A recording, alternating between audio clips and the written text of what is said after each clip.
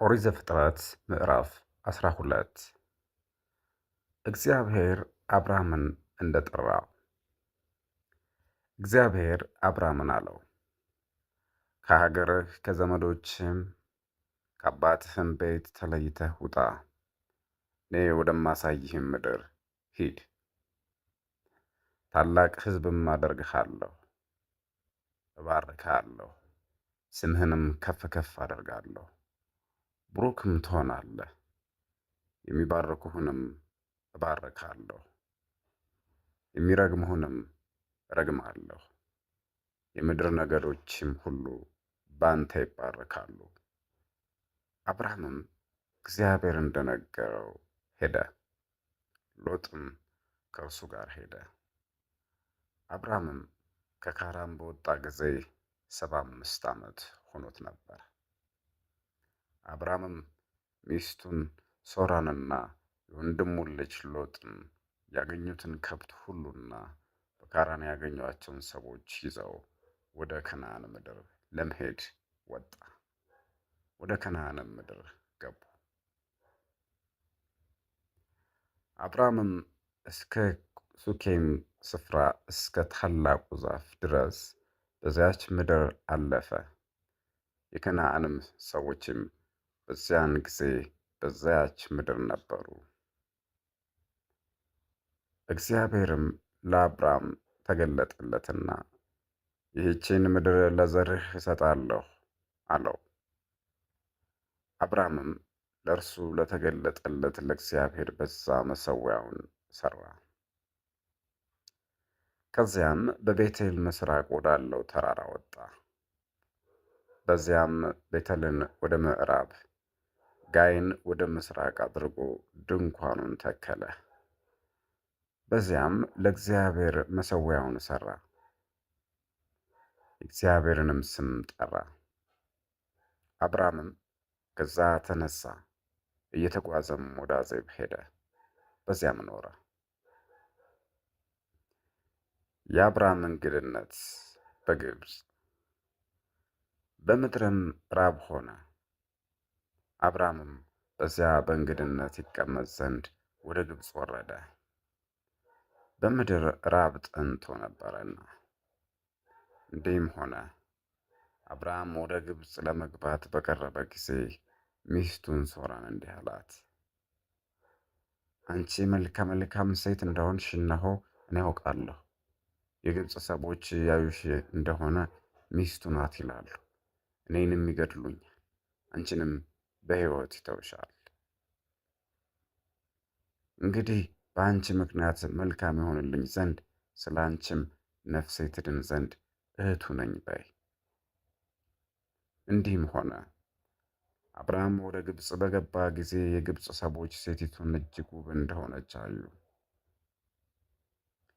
የፈርዖን አለቆች አዩአት፣ በፈርዖንም ፊት አደነቋት፣ ወደ ፈርዖን ቤትም ወሰዷት።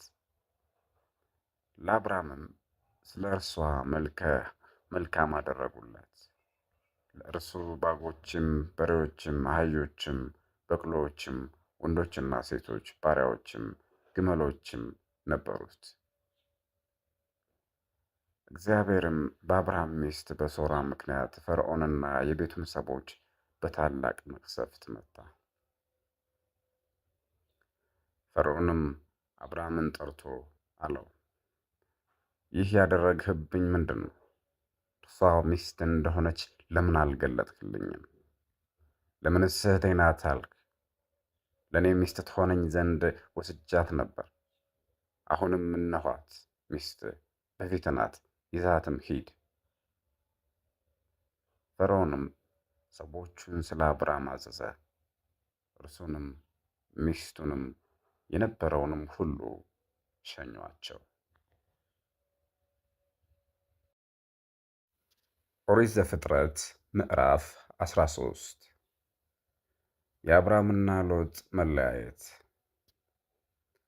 አብርሃምም ከግብፅ ወጣ፣ እርሱና ሚስቱ፣ ለእርሱ የነበረውም ሁሉ፣ ሎጥም ከእርሱ ጋር ወደ አዜብ ወጡ። አብርሃምም በከብት በብርና በወርቅ እጅግ በለጸገ። ከዚያ ባደረገው በጉዞውም ወደ ቤቴል ሄደ። ያም ስፍራ አስቀድሞ በቤቴልና በጋይ መካከል ድንኳን ተክሎበት የነበረው ነው። ስፍራውም አስቀድሞ መሠዊያው የሠራበት ነው። በዚያም አብራም የእግዚአብሔርን ስም ጠራ። ከአብርሃም ጋር የሄደው ሎጥ ደግሞ የላምና የበግ መንጋ ድንኳኖችም ነበሩት። በአንድነትም ይቀመጡ ዘንድ ምድር አልበቃቸውም፣ ንብረታቸው ብዙ ነበርና። ስለዚህም በአንድነት ይቀመጡ ዘንድ ምድር አልበቃቻቸውም። በአብርሃምና በሎጥ መንጎች ጠባቆች መካከልም ጠብ ሆነ። በዚያ ዘመን ከነዓናውያንና ፌርዛውያን በዚያች ምድር ተቀምጠው ነበር።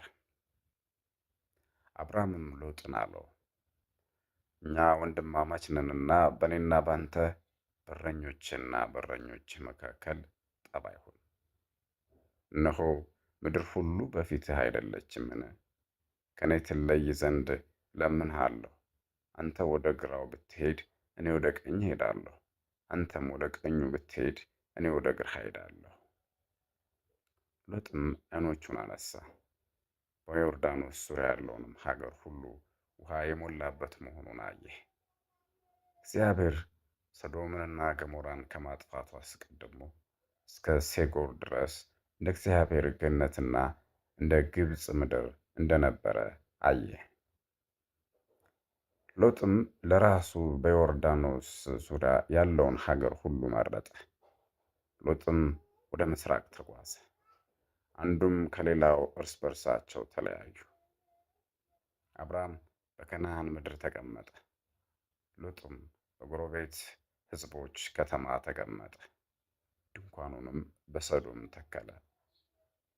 የሰዶም ሰዎች ግን ክፉዎችና በእግዚአብሔር ፊት እጅግ ኃጢአተኞች ነበሩ። አብርሃም ወደ ኬብሮን እንደሄደ ሎጥ ከተለየው በኋላም እግዚአብሔር አብርሃምን አለው፣ ዓይንህን አንሳና አንተ ካለበት ስፍራ ወደ መስዕና ወደ አዜብ ወደ ምስራቅና ወደ ምዕራብ እይ። የምታያትን ምድር ሁሉ ላንተና ለዘርህ ለዘላለም እሰጥሃለሁና ዘርህንም እንደ ባሕር አሸዋ አደርጋለሁ። የባሕር አሸዋን ይቆጥር ዘንድ የሚችል ሰው ቢኖር ዘርህ ደግሞ ይቆጠራል።